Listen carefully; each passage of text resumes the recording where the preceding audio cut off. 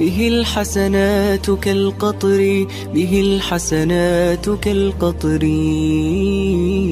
على الآيات والذكر وفي فيض من العطر هنا رمضان مدرسة تنير مآثر الفكر. Bismillah, Assalamualaikum warahmatullahi wabarakatuh. Alhamdulillah, salatu wassalamu ala rasulillah wa ala alihi wa sahbihi wa mawalah, amma ba'du.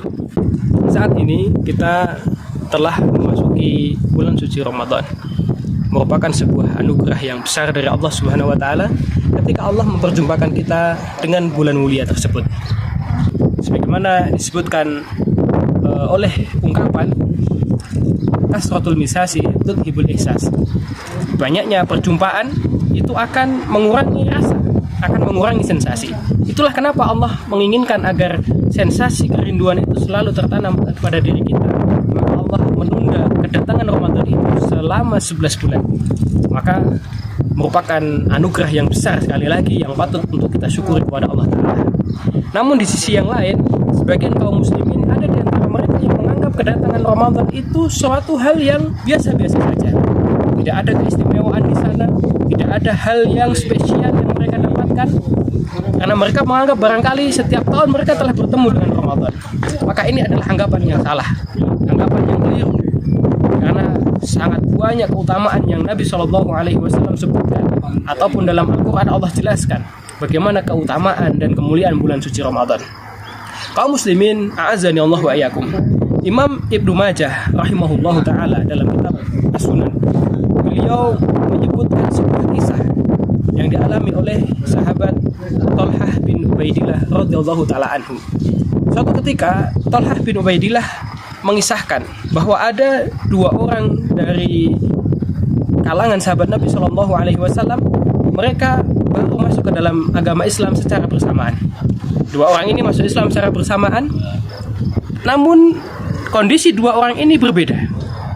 Salah seorang di antaranya, dia sangat semangat dalam beribadah kepada Allah Ta'ala. Dia sangat bersungguh-sungguh dengan keislamannya. Bahkan di akhir hayat dia pun meninggal dunia dalam keadaan syahid di jalan Allah Ta'ala. Beda dengan yang satu, dia biasa-biasa saja dengan keislamannya, sebatas melaksanakan kewajibannya sebagai seorang muslim. Namun dia dikaruniai Allah Ta'ala umur yang lebih lama daripada yang pertama, yaitu selama 1 tahun lebih lama. Baru setelah 1 tahun dia meninggal dunia. Nah, suatu ketika Thalhah bin Ubaidillah ini bermimpi. Thalhah berada di depan pintu surga. Kemudian dia menyaksikan dua orang ini hendak masuk ke dalam surga Allah Subhanahu wa taala. Maka ada satu hal yang membuat Thalhah cukup heran. Karena pada saat itu orang kedua yang mati lebih akhir, yang Islamnya biasa-biasa saja ini, dia ternyata masuk surga lebih awal daripada orang yang pertama. Orang yang mati syahid, orang yang bersungguh-sungguh dengan keislamannya. Perlu dicatat, mereka start dari waktu yang sama. Mereka masuk dalam agama Islam dalam waktu yang sama. Nah, Thalhah ini merasa heran. Thalhah merasa heran, kemudian dia ketika bangun dari mimpinya, dia bercerita mimpi tersebut kepada para sahabat Nabi SAW. Kemudian Nabi SAW pun, Rasulullah mendengar cerita tersebut. Kemudian Nabi mengatakan, fa'ayyu syai'in dzalika tu'jibun. Perkara apa yang membuat kamu heran, wahai Thalhah? Maka kemudian Thalhah mengatakan, ya Rasulullah, saya heran karena ini orang yang lebih sungguh-sungguh dalam keislamannya. Kenapa dia masuk surga justru malah belakangan, yang kedua, bukan yang pertama? Maka kemudian Nabi mengatakan, bukankah orang yang pertama ini, atau orang yang kedua ini, dia lebih lama hidupnya? Thalhah mengatakan, bala ya Rasulullah, benar ya Rasulullah. Maka kemudian Nabi mengatakan, sesungguhnya orang yang kedua ini dia telah menjumpai bulan suci Ramadan. Adrakahu Ramadan fasoma wa shalla kadza wa kadza.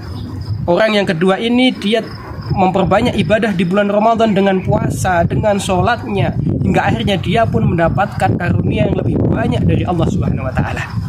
Maka di akhir hadis Nabi mengatakan bahwa jarak di antara kedua orang ini bainas sama'i wal ardh, antara langit dan bumi. Maka perjumpaan kita dengan bulan suci Ramadan adalah sebuah yang besar, jangan sampai kita menyepelekannya. Jangan sampai hal itu berlalu biasa-biasa saja.